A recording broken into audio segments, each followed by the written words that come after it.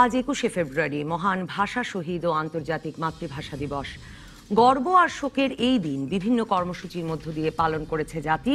১৯৯৯ সালে ইউনেস্কো ২১শে ফেব্রুয়ারিকে আন্তর্জাতিক মাতৃভাষা দিবস হিসেবে স্বীকৃতি দেওয়ার পর থেকে আন্তর্জাতিক পর্যায়েও দিবসটি পালিত হচ্ছে।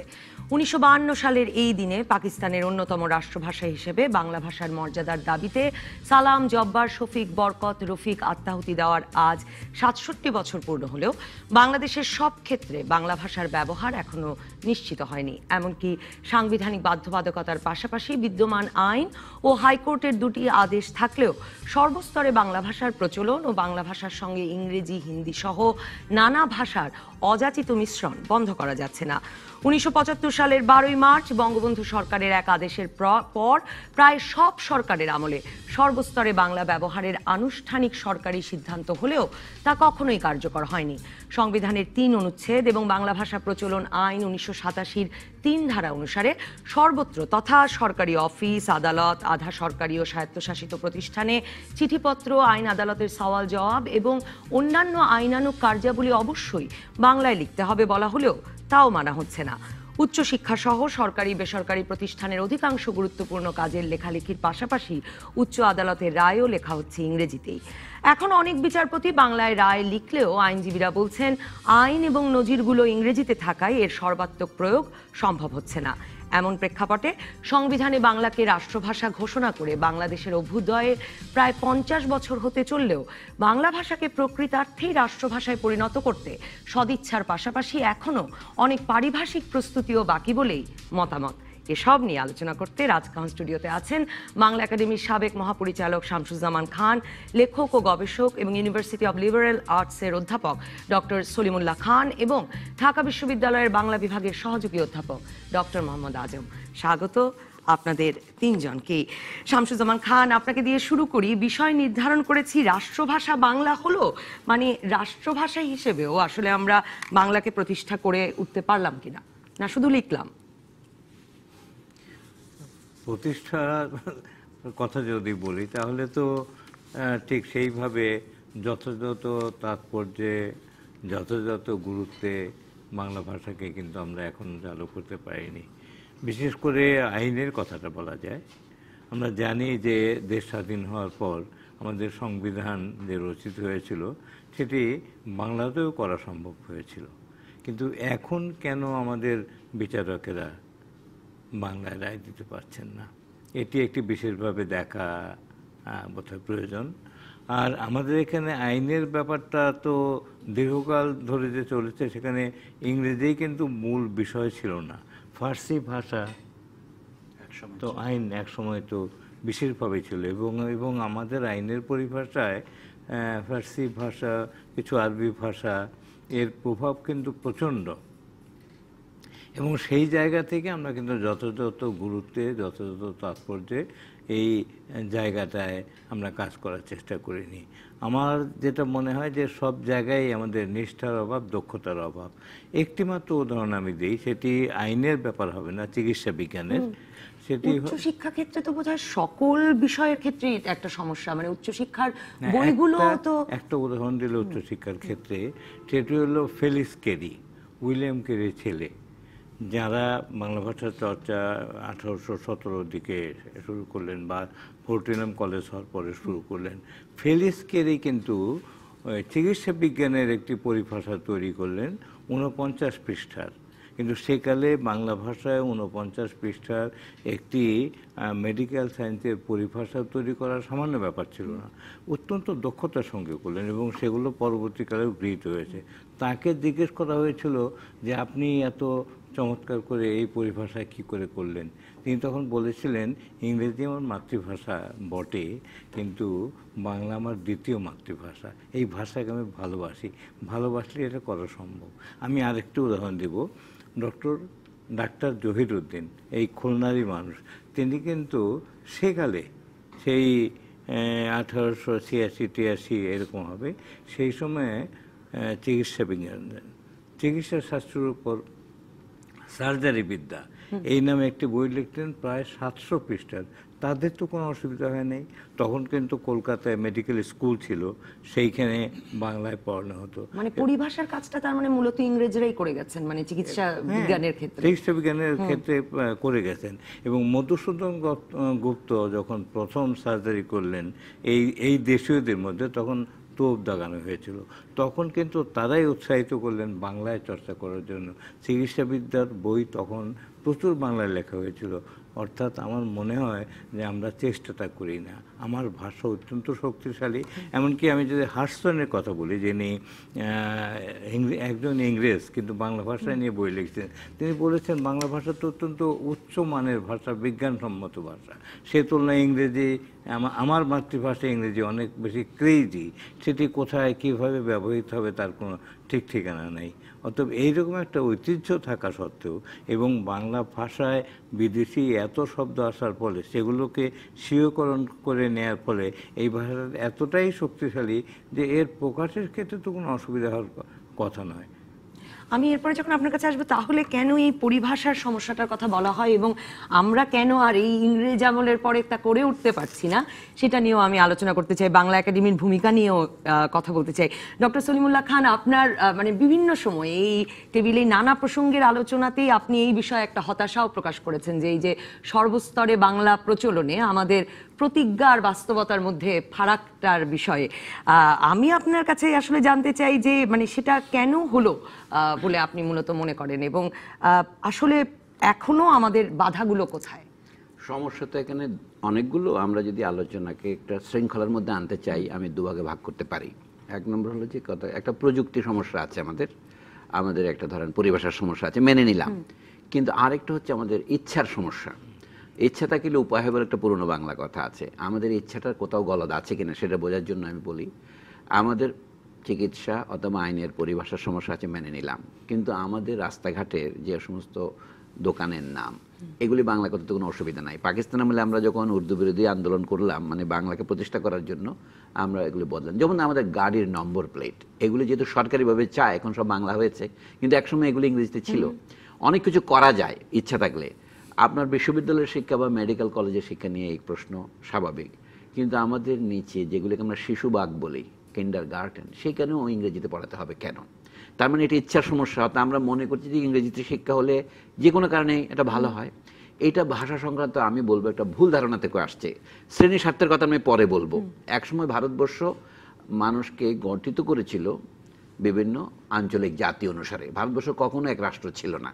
গুজরাট একটা, বাংলা একটা, নানা অঞ্চলে ওদের চোলা সাম্রাজ্য, এদিকে অমুক সাম্রাজ্য আমরা জানি। দিল্লির থেকে সারা ভারতকে শাসন করা হয়েছে অতি অল্প সময়ই। তারপরে ব্রিটিশ আমলে হলো কি, মানুষকে ভাগ করা হলো ধর্মের ভিত্তিতে। তাহলে ধর্ম, তারপরে জাতিগত বৈশিষ্ট্য, এবং এখন যেটা আমরা আলোচনা আগে করিনি, করতে হচ্ছে দেশ স্বাধীন হবার পর। ভারতে লক্ষ্য করেন ঘটনাচক্রে উত্তর ভারতের এখন প্রধান ভাষা হয়েছে হিন্দি, পাকিস্তানের প্রধান ভাষা হয়েছে মানে অর্থাৎ রাষ্ট্রভাষা হয়েছে উর্দু, আর বাংলাদেশ হচ্ছে বাংলা। এটা কেমন যেন ব্যাপ্ত হয়ে গেল। কিন্তু বাংলাদেশে এখন আমরা বাংলাতে হীনমন্যতায় ভুগছি বলেই আমাদের উচ্চশ্রেণী বিশেষ করে ইংরেজিকে তারা শিক্ষার মাধ্যম থেকে শুরু করে অন্যান্য জায়গায় পুনঃপ্রতিষ্ঠিত করছে। হাইকোর্টেরটা হচ্ছে আগে থেকে চলে আসছে, তা এখন আমরা দূর করতে পারিনি। এই জন্য সমস্যার প্রকৃতিটা আমাদের উপলব্ধি করতে হবে। ব্রিটিশ আমলে শুধু মেডিকেল না, অনেক কিছুই বাংলা বই লেখা হতো। আইনের সমস্ত বইয়ের বাংলা অনুবাদ ছিল।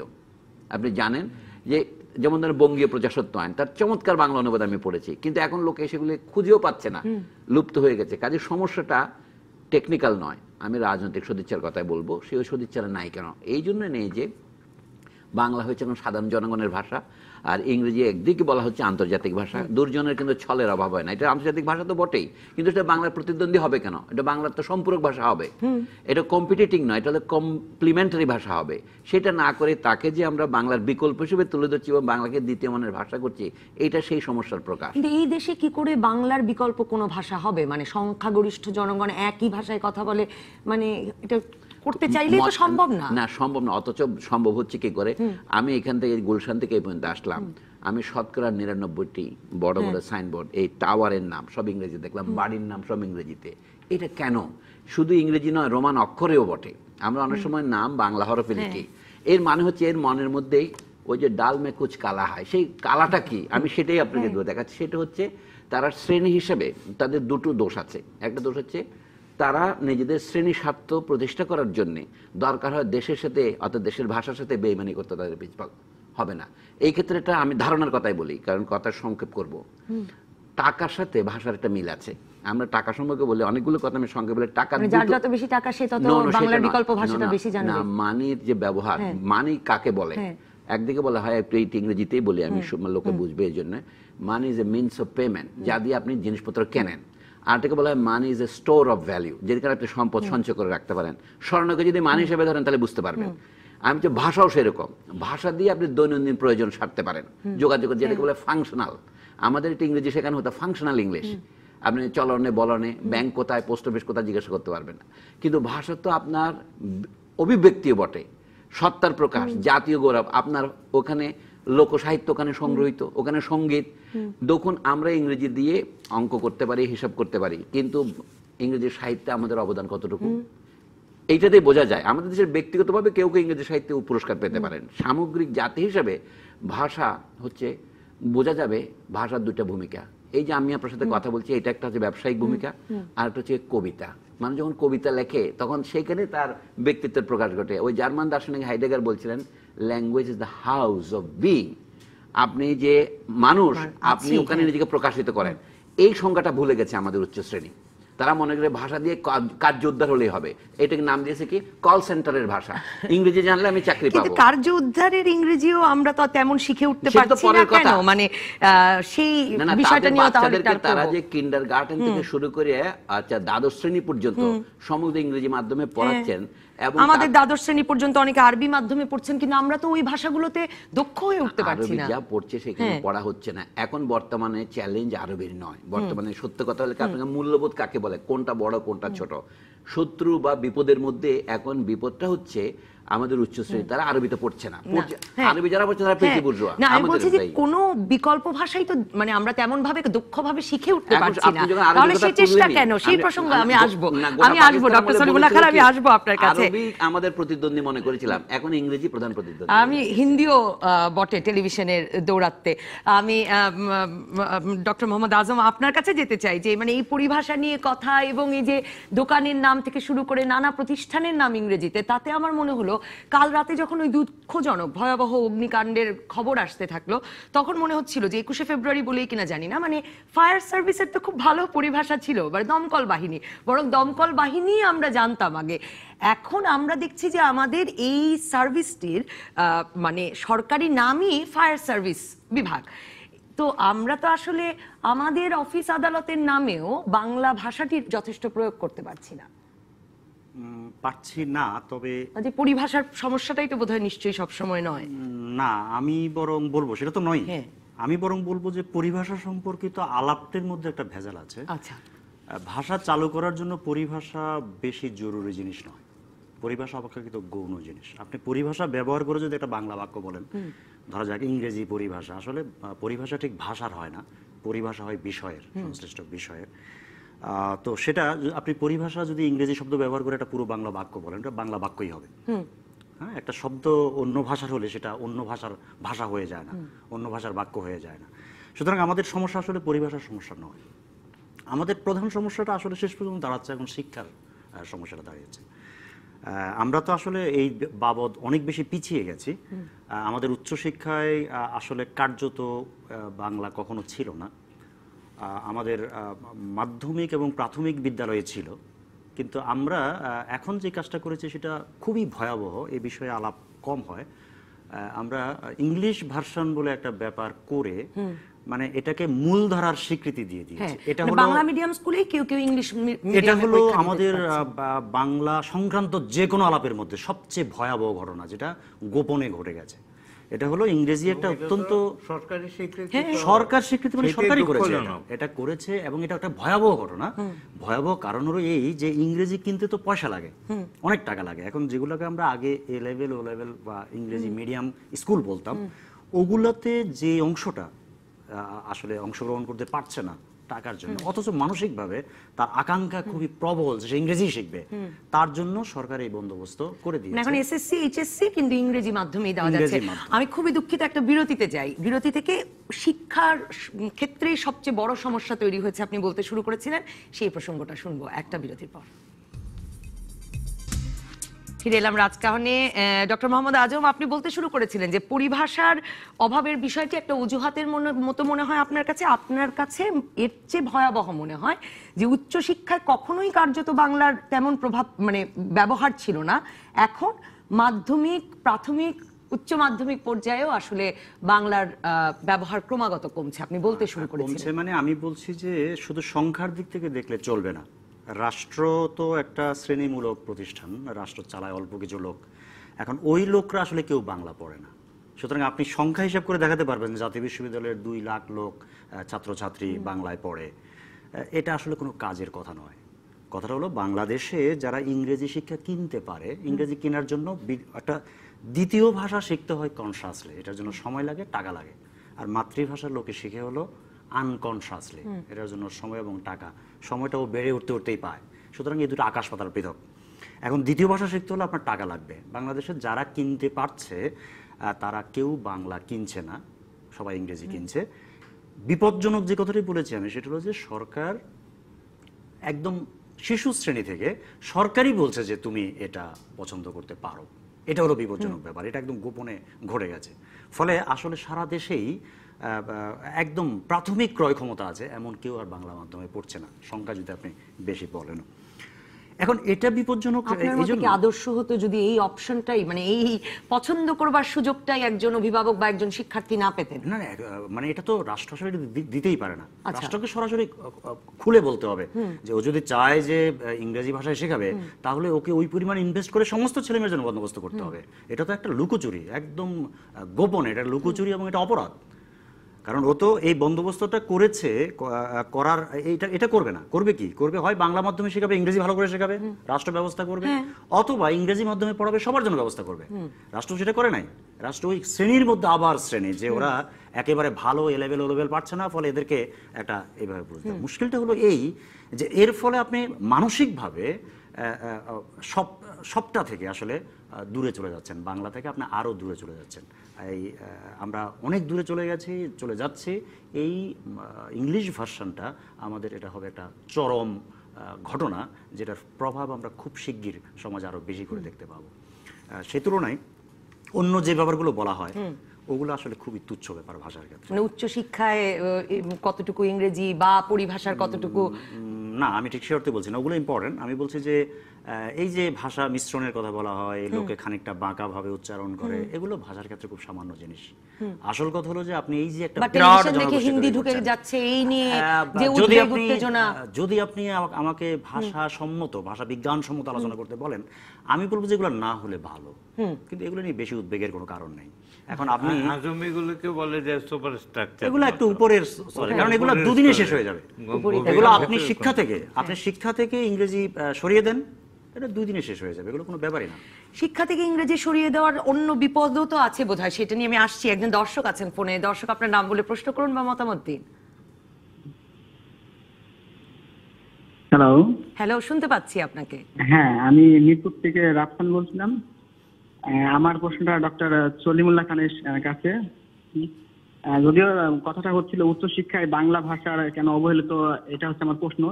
এবং আরেকটি প্রশ্ন হচ্ছে, আমার বর্তমানে দেখতেছি অনেক নামকরা পত্রপত্রিকা আছে যারা বাংলা ভাষার প্রতি অনেকটা মানে উদাসীন বলতে বাংলা ভাষার বাংলা একাডেমি পর্যন্ত যেসব হচ্ছে আপনার নিয়ম কানুন, সেগুলো তারা আসলে অনুসরণ করতেছে না।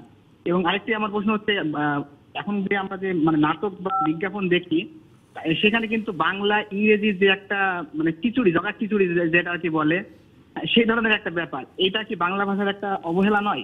এই মাত্র বোধহয় এই আপনার শেষ প্রশ্নটির উত্তর দিলেন ডক্টর মোহাম্মদ আজম। ডক্টর সলিমুল্লাহ খান, না, ওনার প্রশ্নের একটা প্রাসঙ্গিকতা আছে। সেটা হচ্ছে এখানে আগে ধরেন টলস্টয়ের ওয়ার অ্যান্ড পিস নামে যে বই ইংরেজিতে আমরা চিনি, এটার অনুবাদ একসময় হয়েছিল সমর ও শান্তি, আমি দেখেছি, যুদ্ধ ও শান্তি। এখন ওয়ার অ্যান্ড পিস নামে অনুবাদ করছে লোকে।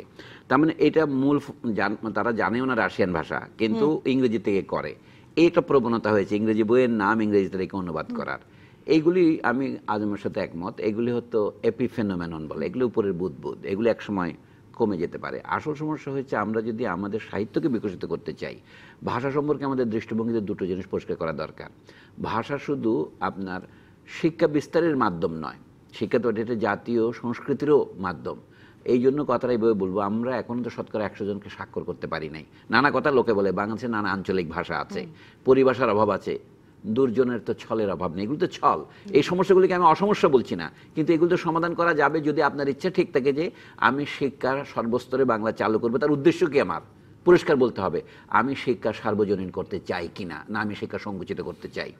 আমরা কেন কুদরতে কুদরত শিক্ষা কমিশনের কথা এখন কোথায় গেছে, সবাই ভুলে গেছে কেন? 1974 তিনি বলেছিলেন না আমরা শিক্ষার মাধ্যম অবশ্যই বাংলা করব, কিন্তু সেটার থেকে আমরা সরে যাচ্ছি কেন? 2008-এ এই সরকার ক্ষমতায় আসবার পরেও একরৈখিক শিক্ষার কথা বলেছিলেন, নতুন যে এইটা নয় সমস্যাটা, এটা লক্ষ্যটা কি? আমি যে লক্ষ্যটা কথা হচ্ছে, আপনি ইংরেজরা এই দেশে 200 বছরের কাছে শাসন করার পরেও তারা চলে যাওয়ার সময় দেশে তাদের ভাষায় বলছে শতকরা 6 জন এই সাবেক পূর্ব বাংলায় নাম স্বাক্ষর করতে পারতো। আমরা সেটা কেন বাড়িয়েছি বলছি, কিন্তু আমাদের তো বুকে হাত দিয়ে বলা হচ্ছে স্বাধীনতার 50 বছরের কথা আপনি বললেন, কিন্তু আমরা এখন শতকরা কয়জনকে স্বাক্ষর করতে পেরেছি? এটা কেন পারিনি? এখন যে আমরা বলি আমাদের দারিদ্র্য কমে এসছে, এখন বলে কি, যেমন প্রধানমন্ত্রী বললেন বিএনপি আমলে 41 ছিল, এখন 21 হয়েছে, কিন্তু সংখ্যাটা কত? এখন প্রায় শতভাগ শিশু স্কুলে যাওয়া শুরু করেছে, এগুলো সব ভুয়া কথা। আমি যে শতভাগ শিশুর মধ্যে 90 ভাগ ঝরে যায়, কেন ঝরে যায় এটা তো জানতে হবে আপনাকে। আমার কথা যেখানে লুকিয়ে তো করলে আপনি কাকে প্রতারিত করবেন? নিজেকে ধরুন প্রধানমন্ত্রীর কথাই ধরি, বাংলাদেশে 16 কোটি লোক বা 17 কোটি লোক, তার শতকরা 20 ভাগ মানে তো 3.5 কোটি লোক। তো 3.5 কোটি লোক এখনো দারিদ্র সীমার নিচে বাস করে বলে তিনি বলছেন। নিরক্ষরতার মান সরকারি হিসেবেই 7 কোটি লোক। আপনি শুধু সংখ্যা তো বলবেন না, কেন 6 থেকে 7 কোটি লোক নিরক্ষর। আর যদি আপনি বড় বড় পত্রিকার কথা ধরেন, প্রথম আলো পড়ে যত লোক তারাই শুধু একমাত্র স্বাক্ষর ধরেন, তাহলে 15 কোটি লোক নিরক্ষর। ওরা বলছে না, মানে হচ্ছে এই যে শিক্ষার ব্যাপক বিস্তার করা উচিত কিনা আমাদের। তারপরে প্রশ্ন আছে মানের প্রশ্ন। অনেকে বলছে কি বাংলা ভাষায় পড়লে আমাদের শিক্ষার মান খারাপ হবে, এমন একটা আশঙ্কা আমাদের আছে। কথাটা পুরোপুরি অমূলক নয়, কারণ বিদ্যার বিকাশ ইংরেজির মাধ্যমে, ফরাসির মাধ্যমে, জার্মানের মাধ্যমে গত 200 বছরে যা হয়েছে, বিশ্ববিদ্যালয়গুলো তাদের মডেলে তৈরি হয়েছে। কারণ আমরা তো এখনো আমাদের এমনকি প্রাথমিক শিক্ষার পাঠ্য বইয়েও বানান ভুল পাচ্ছি, বাক্য ভুল পাচ্ছি। এটা আমি স্বীকার করি, আমি সবিনয় নিবেদন করব, সেটা দূর করা যাবে আমাদের বিশেষজ্ঞ কমিটি দিয়ে। সেই সামর্থ্য আমাদের আছে, এটা আমাদের অমনোযোগ বা উদাসীনতার ফল। কিন্তু যে কথাটা আমরা বলছি নীতির প্রশ্নে, আমি বলছি আপনাকে এটা পরিষ্কার জানতে হবে যে কলকাতা বিশ্ববিদ্যালয় 1940 সনের আগে পর্যন্ত কাউকে বাংলা কিংবা উর্দুতে পরীক্ষা দিতে দিত না, ইংরেজিতে দিতে হতো। অনেক সংগ্রামের ফলে, তৎকালীন জাতীয়তাবাদের সংগ্রামে রাজি হলাম যে 40 সনের পর থেকে এখন ম্যাট্রিকুলেশন, যেটাকে প্রবেশিকা বলতো, এটা দেওয়া যাবে বাংলায়। কিন্তু বাংলাদেশ স্বাধীন হবার পরেও আমরা এটা চালু করেছিলাম। এমনকি পাকিস্তানের যে কয়টি ক্যাডেট কলেজ ছিল ইংরেজিতে, তারাও বাংলায় ফিরে এসেছিল। কিন্তু 1975-এর পর আবার আমরা ইংরেজিতে ফিরে গেলাম। এটা শুধু আমাদের দেশের রাজনৈতিক রক্তাক্ত পরিবর্তনের ফল একা নয়, আরো কারণ আছে। যেটাকে আমরা বিশ্বজনীনতা বলি এখন, সেটা 1980 থেকে শুরু হয়েছে, অর্থনৈতিক সংকট, তারপর এরপরে যুক্ত হয়েছে টেকনোলজির এই বিপ্লব, আপনার ফেসবুক, ইমেইল এবং অন্যান্য যেগুলো আপনারা জানেন, গ্লোবাল মিডিয়া। একেবারে প্রাথমিক থেকে সর্বোচ্চ পর্যায় পর্যন্ত যদি শুধু বাংলাই পড়ি, তাহলে তো মানে শুধু বাংলার কথা না, ইংল্যান্ডের লোকেরা শুধু ইংরেজিই পড়ে না তো, তারা তো আরেকটি ভাষা শেখে। বা তাদের তো শুধু ইংরেজি পড়লেও আন্তর্জাতিক হতে অসুবিধা নাই। আমার সমস্যা আছে, আমি কি পৃথিবীর কোনো দেশ নাই যে দেশের লোক শুধু একটি মাত্র ভাষা পড়ে, দ্বিতীয় ভাষা তৃতীয় ভাষা থাকে। আমি বলছি যে শিক্ষা, জাপান যদি জাপানের মাধ্যমে পড়াতে পারে, চীনা যদি চীনের মাধ্যমে পড়াতে পারে, এমনকি আরব দেশগুলি যদি আরবের মাধ্যমে পড়াতে পারে, আরব দেশের বিচার ব্যবস্থা কিন্তু আরবি ভাষাতেই হয়, আমাদের দেশে তো ইংরেজি চলছে। আপনি জিনিসটা বুঝতে হবে, পৃথিবীতে যত ক্ষুদ্র দেশ আছে, ধরুন হাঙ্গেরি, ফিনল্যান্ডের শিক্ষা ব্যবস্থা পৃথিবীর সবচেয়ে ভালো। ফিনল্যান্ডের ছেলে মেয়েদের আমি রিপোর্ট দেখছি, আপনি দেখেন মাইকেল মুরের লেখা ফিল্মে দেখেন, তারা আরো 3টি ভাষা জানে।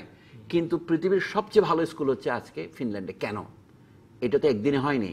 তাদের শিক্ষা ব্যবস্থা ভালো, তারা মান ভাষাতে, মানে তাদের নিজেদের ভাষাতে পড়ায়, কিন্তু তার সাথে তারা ইংরেজি শেখে, সুইডিশ শেখে এবং স্প্যানিশও শেখে। আমি তাদের ইন্টারভিউ দেখেছি। মাইকেল মুর বিখ্যাত চলচ্চিত্র নির্মাতা, মার্কিন দেশের, তিনি যে ডকুমেন্টারি করেছেন, আপনি নিজে ইউটিউবে দেখতে পারেন। হ্যাঁ, এটা কেন সম্ভব? সম্ভব হচ্ছে এই জন্য যে ওদের নীতিটা ওরা ঠিক করেছে, শিক্ষকদের মর্যাদা করেছে। আমি যদি আসল কথাই বলি, আমাদের শিক্ষকদের আমরা মর্যাদা দিচ্ছি না। জাতীয় আয়ের যেখানে শতকরা 6 ভাগ খরচ না করলে শিক্ষা ব্যবস্থার ন্যূনতম মান অর্জিত হবে না, সেখানে আমরা 2 ভাগ খরচ করি।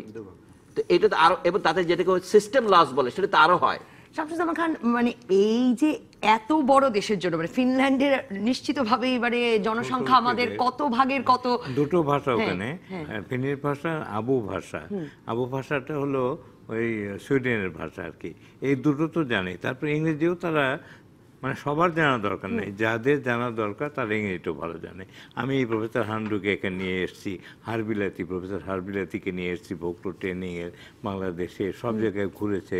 তারা ইংরেজি যেমন জানে, ফিনিশ জানে, আবু ভাষা জানে। কিন্তু আরেকটা উদাহরণ, আমাদের দেশে- জামান ভাই আরেকটা উদাহরণ না দিলে ঠিক হবে না, কিন্তু আমাদের মতো দেশও আছে, যেমন ফিলিপিন্স, আফ্রিকার বহু দেশ, তারা বিদেশিকে মাধ্যম রেখেছে, আফ্রিকার প্রাক্তন ফরাসি উপনিবেশগুলোতে রেখেছে। একটা মজার উদাহরণ আলজেরিয়াতে ফরাসিরা যখন 130 বছর দখলে রেখেছিল, তখন আলজেরিয়ার স্কুলে কলেজে আরবি বলা নিষিদ্ধ ছিল, মনে রাখবেন, যেখানে আরবি মাতৃভাষা, শুধু ফরাসিতেই বলতে হবে। এখন মজা হচ্ছে কি, দুটো ভাষা হ্যাঁ, এখন। না, এখন ফরাসি চলে যাওয়ার পর আলজেরিয়ার রুলিং ক্লাস, আমাদের রুলিং ক্লাসের মতো, তারা এখন ফরাসি ফরাসি বলে। ফরাসি তারা কথা বলে না। এইটা হচ্ছে ঔপনিবেশিক সিমটম। আপনি যদি রোগকে নির্ণয় করতে না চান, আমি জানি হয়তো ভাসুরের নাম মুখে নেওয়া সম্ভব নয়, কিন্তু বলতে হবে যে এটা আমাদের শাসক শ্রেণীগুলো আসলে জাতীয় শাসক শ্রেণী কিনা, নারা এটা ঔপনিবেশিক মানসিকতা সম্পন্ন, গুরুত্বপূর্ণ যাদেরকে কথা। মুৎসুদ্দি শ্রেণী বলা হয়, সেইটাই তারা নেতৃত্ব দিচ্ছে। তাদের অর্থের সম্পদের পরিমাণ বাড়ছে, কিন্তু তাদের চরিত্রের মধ্যে সেই জাতীয় চরিত্র আসছে না। অথচ পাকিস্তানের আমলে আমরা বাঙালিদেরকে বাংলা ভাষার নাম ঐক্যবদ্ধ করেছিলাম, না হলে তো আমরা লড়াই করতে পারবো না। এখন লড়াই করার পর বলে নাকি আমরা বলে ঘাট পেরোনোর পর আমি শামসুজ্জামান আপনি খান তাকে আপনার লাথি কাছে দিলেন। আসবার সুযোগ পেলাম না, একটা বিরতির পরে আসছি এই প্রসঙ্গে, একটা বিরতি। ফিরে এলাম রাজকাহনে। শামসুজ্জামান খান, আমাদের দর্শকরা নানা রকম প্রশ্ন করছেন। একজন যেমন প্রশ্ন করেছেন যে ডক্টর সলিমুল্লাহ স্যার যে বললেন বাংলাদেশ সরকারকে মুৎসুদ্দি সরকার, সেটা এখন আর বলা যাবে কিনা। আমি এই প্রশ্ন থেকে মানে যদি বলি যে এই যে শ্রেণী বিভাজনের কথা বলা হচ্ছে, কিন্তু বাংলাকে যে এই পূর্ববঙ্গে তো আসলে শিক্ষায় অনগ্রসর প্রান্তজনদের মানে এলাকা ছিল, সে কারণেই তো আমরা বাংলায় আমাদের মাতৃভাষায় প্রবেশিকা পরীক্ষা দিতে চাইলাম, আমরা এখানে বিশ্ববিদ্যালয়ে আনতে চাইলাম, মানে বাংলার জন্য আমাদের তাগিদটা তো আসলে ইংরেজি শিক্ষায় অনগ্রসরতার পুরো ভারত থেকে সেটার কারণেও, মানে বেঁচে থাকার তাগিদও। সেই দেশ যখন তৈরি হলো, সেই সরকার এই মানে তারা কেন বাংলা ভাষার ওপরে ইংরেজি ভাষা চাপিয়ে একটা শ্রেণী বৈষম্য টিকিয়ে রাখতে চাইবেন, যেটা মোহাম্মদ আজম এবং সলিমুল্লাহ খান দুজনই বোধহয় বললেন। ঔপনিবেশিক মানসিকতার একটা প্রভাব আছে আর কি। ইংরেজরা প্রভু ছিল, তাদের ভাষা শিখলে মর্যাদা বেশি হবে, তখন আমাকে শাসকের মতো সন্তানদের দেখাবে, আমি যদি শাসকের ইংরেজি বেশি মতো এটা। ভালোবাসি। কিন্তু লক্ষ্য রাখতে হবে, আমাদের এই পূর্ব বাংলা হিন্টারল্যান্ড ছিল, পশ্চাৎভূমি, এবং সেইখানে কখনো কলকাতা, কখনো দিল্লি, পরবর্তীকালে করাচি, রাওয়ালপিন্ডি, এইসব জায়গা আমাদের নানাভাবে শোষণ করেছে, আমাদের পণ্য বা রপ্তানি বাণিজ্য সবটা তাদের উপর করেছে। কিন্তু লক্ষ্য রাখতে হবে, বঙ্কিমচন্দ্র কিন্তু অসাধারণ কয়েকটা কথা বলেছিলেন, যে শিক্ষা হবে জ্ঞানার্জনী এবং চিত্তরঞ্জনী।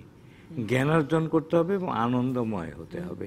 এবং সেইটা বলতে যে তিনি একটা বললেন যে মুখার্জির জার্নাল বেরিয়েছে, সেটা ইংরেজি ভাষায় উনি করেছেন, আমি সেটা করলাম না, আমি বাংলা ভাষায় পত্রিকা করলাম। কারণ বাংলা ভাষার যদি আমি করি, মাতৃভাষার মাধ্যমে শিক্ষাটাই হবে সবচাইতে তাৎপর্যপূর্ণ এবং ব্যাপক বিস্তার ঘটবে শিক্ষার, এবং জিওগ্রাফিক্যাল স্প্রেড না, মানে হিস্ট্রিক্যাল ডেপথ, এই দুটোই বাংলা ভাষার মাধ্যমেই সম্ভব।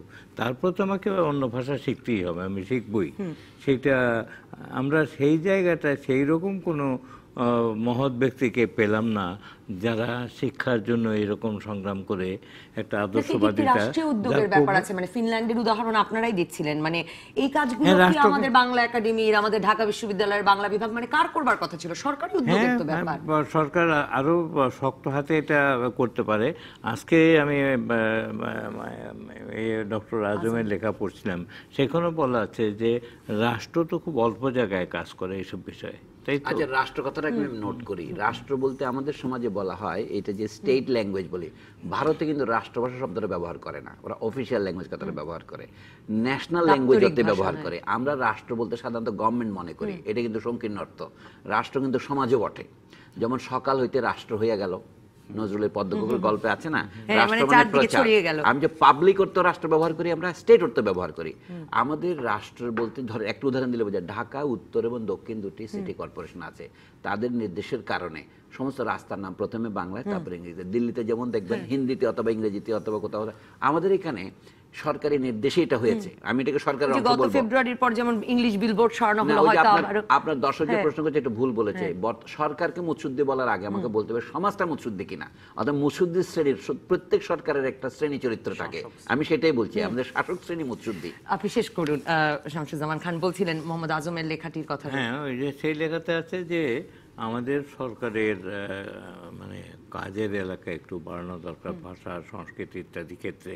অনেক সময় হয়তো সরকার পক্ষ থেকে একটু ভয় হয় যে এইটা করতে গেলে বলবে যে সরকার সব জায়গায় হস্তক্ষেপ করছে, কিন্তু যেহেতু আমার জাতীয় ভাষা বা মাতৃভাষা এবং তার মাধ্যমে যদি সরকার স্থির সিদ্ধান্তে পৌঁছেন যে এই মাধ্যমে শিক্ষা দিলে ব্যাপক মানুষকে শিক্ষা দেওয়া যাবে, তাহলে তাদের উচিত হবে তাদের পরিধিটা বাড়ানো। একসময় চেষ্টাও চলছিল, বঙ্গবন্ধু কিন্তু বাংলা একাডেমিতেই বলেছিলেন যে আমরা যদি ক্ষমতায় আসি তাহলে সঙ্গে সঙ্গে আমরা চালু করে দেব, পরিভাষার জন্য চিন্তা করব না, কারণ পরিভাষা কোনো সমস্যা নয়। পণ্ডিতরা ওইসব নিয়ে কিন্তু ওই যে ওই এক রৈখিক শিক্ষা তো 2010-এও শিক্ষানীতি প্রণয়ন করলো আওয়ামী লীগ সরকার, কিন্তু বাস্তবায়ন তো করতে পারলো না। এটা আমি আর একটা জিনিস বলতে চাই, সেটা হলো মুজিবুল হক সাহেব খুব বিখ্যাত আমলা ছিলেন, যেমন বাংলাতে জানতেন ইংরেজিও জানতেন এবং ভাষা আন্দোলনে অংশগ্রহণ করেছিলেন। এরা কিন্তু একটা এই বাংলা ভাষা প্রচলন কমিটি করেছিলেন বাংলা একাডেমিতে, আমিও তার সঙ্গে যুক্ত ছিলাম যেহেতু আমি তখন চাকরি করি। সেখানে জামিল চৌধুরী ছিলেন, এএনএম ইউসুফ শিক্ষা সচিব ছিলেন, মুজিবুল হক সাহেব তো ছিলেন। তারা কিন্তু সকল পরিভাষা বাংলায় করে দিয়েছিলেন, তারপরও অনর্থক বলা হচ্ছে যে কোনো পরিভাষা মানে নেই, অজুহাতি লেখা বটে। মোহাম্মদ আজম, আপনার কাছে একটু একজন দর্শক আছেন ফোনে, আমি ফোনটা নিতে চাই। দর্শক, আপনার নাম বলে প্রশ্ন করুন বা মতামত দিন। আসসালামু আলাইকুম, আমি লুৎফর রহমান বলছি। ওয়ালাইকুম আসসালাম, শুনছি পরিষ্কার। জি, আমার প্রফেসর সলিমুল্লাহ খান স্যারের কাছে আমার প্রশ্নটা হচ্ছে, সংবিধান বলছে একই পদ্ধতির গণমুখী ও সার্বজনীন শিক্ষা ব্যবস্থা প্রতিষ্ঠার জন্য, আবার টেকসই উন্নয়ন লক্ষ্যমাত্রা বলছে যে সকলকে একই আওতায় এনে সকলের জন্য ন্যায্যতা ভিত্তিক মানসম্মত শিক্ষার সুযোগ নিশ্চিত করতে হবে। তা আমার প্রশ্ন হলো স্যার, সংবিধান ও টেকসই উন্নয়ন লক্ষ্যমাত্রার নির্দেশনা অনুযায়ী বাংলা, ইংরেজি ও আরবি এই ত্রিমুখী মাধ্যমের শিক্ষা ব্যবস্থার মধ্যে কিভাবে সমন্বয় করে মাতৃভাষাকে প্রাধান্য দিয়ে গুণগত শিক্ষা নিশ্চিত করা যায়? অসংখ্য ধন্যবাদ, অসংখ্য ধন্যবাদ। ডক্টর সলিমুল্লাহ খানের খুব প্রিয় বিষয়, আমি আসবো আপনার কাছে। ডক্টর আজম সাকিবুর রহমান মিলন যেমন বলছেন যে মানে একদিকে আপনারা বলছেন শিক্ষায় বাংলা ভাষাকে গুরুত্ব দিতে, কিন্তু চাকরির ভাইবাগুলোতে এত বেশি ইংরেজিকে প্রাধান্য দেওয়া হয়, এমনকি তিনি বলছেন সরকারি চাকরির পরীক্ষাতেও যাতে ছেলেমেয়েরাই ইংরেজিতে বেশি ঝুঁকে পড়ে, শুদ্ধ বাংলাকে, স্মার্ট সঠিক শুদ্ধ বাংলাকেও গুরুত্ব দেওয়া হয় না, যেন মানে তারাই ভালো যারা ভালো ইংরেজি জানে। এই সমস্যাটা তো রয়েছে। আচ্ছা, কয়েকটা কথা বোধহয় একটু বলা দরকার। সেটা হলো যে আমরা যে পুরো ব্যাপারটাতে পিছিয়েছি তার একটা গুরুতর লক্ষণ হলো আমরা আজকাল কিন্তু মাতৃভাষা দিবস পালন করি, কিন্তু আমাদের এটা আদিতে রাষ্ট্রভাষা দিবস ছিল। এটা কিন্তু বারবার বলা দরকার, কারণ মাতৃভাষা খুব ভালো জিনিস এবং আন্তর্জাতিক হয়েছে খুবই ভালো জিনিস, কিন্তু এর মধ্যে যে আমাদের রাষ্ট্রভাষাটা চাপা পড়ে গেল, যার সঙ্গে 21শে ফেব্রুয়ারির কোনো সম্পর্ক নাই, নোট ইট, মাতৃভাষার সঙ্গে 21শে ফেব্রুয়ারির কোনো সম্পর্ক নাই, রাষ্ট্রভাষা বাংলা সম্পূর্ণ ভিন্ন জিনিস, সম্পূর্ণ ভিন্ন জিনিস। মাতৃভাষা নিয়ে পাকিস্তানিরা কোনোদিন কোনো মাথা কামায় নাই, ইংরেজরা মাথা কামায় নাই, সুতরাং এটা একদম পাল্টে গেছে। আমরা এটা একদম গোপনে রেখে দিয়েছি, তার কারণ হলো আমাদের শাসক শ্রেণীর জন্য এটা খুবই সুবিধা, মাতৃভাষার জন্য অশ্রুপাত করার মধ্য দিয়ে রাষ্ট্রভাষার ব্যাপারটি আড়ালে থাকছে। 2 নম্বর হলো, এখানে কখনোই আমরা বলি নাই বা বলার প্রশ্নই আসে না যে বাংলা শিখবো আমরা, ইংরেজি পড়বো না বা ইংরেজিতে পড়বো না ইত্যাদি, কখনোই বলা হয় নাই। প্রয়োজনে ইংরেজি যদি 12 বছরে 200 নম্বর করে শিখে কাজ না হয়, তাহলে প্রয়োজনে 400 নম্বর করে পড়ানো হবে। যাতে মানে আমরা কার্যকরভাবে আমি এটা ব্যবহার করতে কখনোই এই কথা পারি। আমরা বলি না, বা যারা বাংলা সম্পর্কে বলে আমি আজ পর্যন্ত কখনোই শুনি নাই যে এরা বলছে যে ইংরেজি শিখবে না, বরং যারা ওই কথা বলে তারা এই কথাটা উত্থাপন করে যে আমি ইংরেজি পারছি না, না পারলে চাকরি হচ্ছে না। তোমাকে ইংরেজি না পারার কথা তো কেউ বলেনি, ইংরেজি তো পারতে হবে এবং সারা পৃথিবীর লোক পারে। এটা আমাদের খেয়াল রাখতে হবে যে আমরা উন্নতির কথা বলি, কিন্তু উন্নতির কথাটা হাস্যকর, কারণ ভারত ছাড়া উন্নত হয়েছে আমাদের চোখে পড়ে এমন দ্বিতীয় কোনো উদাহরণ নাই যারা মানে নিজের ভাষা, জাতীয় ভাষা বাদ দিয়ে অন্য ভাষায় শিখে উন্নতি করেছে। ভারতের উদাহরণটা আমরা দিই, আপনিও দিয়েছেন, কিন্তু এই উদাহরণটা আসলে অপ্রযোজ্য, কারণ ভারতের ভাষা পরিস্থিতি এবং বাংলাদেশের ভাষা পরিস্থিতি আকাশ পাতাল পৃথক। পৃথিবীর অন্য কোনো দেশের সঙ্গে প্রায় ভারতের পরিস্থিতি আমি বিরতির সময় বলছিলাম, কিন্তু ভারতে তো ইংরেজিতে শিখে ডক্টর সলিমুল্লাহ খান যে কল সেন্টারের কথা বলছেন, কল সেন্টারের চাকরিও আমাদের চেয়ে অনেক বেশি পাচ্ছে। এখন খেয়াল করেন, ভারতে ইংরেজি শিখছে তার কারণ ভারতে ইংরেজি তো লিঙ্গুয়া ফ্রাঙ্কা হিসেবে ব্যবহৃত হয়, ওটা তো সামাজিক ভাষা হিসেবে এক আছে। রাজ্যের মানুষ আরেক ওর রাজ্যে তো- কথা বলতে। ওর তো একটা ভাষাকে গ্রহণ করার ক্ষেত্রে নানান সমস্যা আছে, ওর তো অফিস চালানোর ক্ষেত্রে সমস্যা আছে। সবচেয়ে গুরুতর কথা যেটা লোকে বলে না, সেটা হলো ভারতে বিপুল পরিমাণ লোকের মাতৃভাষা কিন্তু ইংরেজি। এই কথা কিন্তু লোকে বলে না। সুতরাং অনেকগুলো ভাষার ইংরেজিও একটি ভাষা ওই ভারতে দেশে। ভারতের ভাষা পরিস্থিতির সঙ্গে বাংলাদেশের কোনো মিল নেই। কোনো মিল নেই। সুতরাং উন্নতির কথা বলে যারা ইংরেজির কথা বলে তারা আসলে একটা হাওয়ায় কথা বলে, এর কোনো ভিত্তি নেই। মানে চীন জাপানকে উন্নতি করতে আমি নিজের এই ভাষা প্রসঙ্গে বলতে আমি হয় না। শেষ কথাটা বলি, সেটা হলো এই যে বলা হচ্ছে যে আমাদের ইংরেজি শিখতে হবে। ইংরেজি আমরা কি জন্য শিখছি? আপনি ইংরেজি শিখছেন এত বছর ধরে, আপনি ইংরেজি শিখে বাংলাদেশের বড় চাকরিগুলো কি নিজেদের হাতে রাখতে পেরেছেন? না। আমরা সবাই জানি যে বাংলাদেশের সমস্ত উচ্চ স্তরের যে কর্পোরেট হাউসগুলো, সেখানে প্ল্যানিং এ যারা কাজ করে, যারা সিদ্ধান্ত গ্রহণে কাজ করে, ওখানে বাংলাদেশের কোনো লোক কাজ করে না। তাহলে আপনি ইংরেজি শিখে কিসের শিক্ষা উন্নতি শুরু করেছেন? করছে, হ্যাঁ। ইংরেজি শিক্ষা কোথায় উন্নতি করেছেন? আমি আপনাকে বলবো যে আমাদের যে ইংরেজি শিক্ষা চলছে তার কারণ হলো আমরা ইংরেজি শিক্ষা চালানোর মাধ্যমে দুটো কাজ করি। একটা হলো আমরা দেশীয় সেবা খাতে, যেটাকে আপনি আদর করে সেলসম্যান ডাকতে পারেন, উঁচু থেকে নিচু পর্যন্ত, এই খাতে লোক সরবরাহ করি। এই কাজের শিক্ষা আমাদের দেশে চলতে পারে, যে মাধ্যম চলছে প্রাইভেট ইউনিভার্সিটি এবং সরকারি ইউনিভার্সিটি। কিন্তু এবং সেলও করছে আবার আমরা বাঙালির কাছেই। বিদেশে লোক পাঠাই, হ্যাঁ। বিদেশে যারা যায় তাদের কাজে লাগে। কিন্তু রাষ্ট্র চালানোর জন্য যে জ্ঞান দরকার, কোনো একটা বড় প্রতিষ্ঠান মানে ম্যানেজ করার জন্য, ব্যবস্থাপনার জন্য যে লোক দরকার, সেটা বাংলাদেশের শিক্ষা ব্যবস্থা কখনোই তৈরি করে নাই, এখনো তৈরি করছে না। করতে হলে কি করতে পরিবর্তন হবে, করতে এই বিরাট প্রশ্ন আপনাকে আমাদের এক দর্শক করেছিলেন। না, আমার প্রশ্ন হচ্ছে রাষ্ট্রভাষা, প্রজাতন্ত্রের রাষ্ট্রভাষা বাংলা, এই কথাটার অর্থ নিয়ে অনেক বিতর্ক হয়েছে। হাইকোর্টের যে রায়ের কথা আমরা বলি, 1991 শেষের দিকে রায় হয়েছে হাসমতুল্লাহ বনাম আজমেরি বেগম, সেইটা ছিল এরশাদ সাহেবের আমলে যে আইনটা হয় বাংলা ভাষা প্রচলন আইন, সেটার কার্যকারিতা স্থগিত করেছে। কার্যকারিতা ছিল যে আদালতে বাংলা ছাড়া অন্য ভাষা দরখাস্ত লেখা যাবে না, এটা ছিল ওই আইনের সার কথা। কিন্তু তারা বলছে ইংরেজি দরখাস্তের জন্য চালু রাখা যায়, সেই জন্য তারা যে রায় দিলেন তাতে একটা গুরুত্বপূর্ণ প্রশ্ন তারা করেছেন, রাষ্ট্রভাষা বাংলা হওয়া সত্ত্বেও ইংরেজি রাখবেন কি করে? তখন তারা বলে কি রাষ্ট্রের মধ্যে হাইকোর্ট পড়ে না।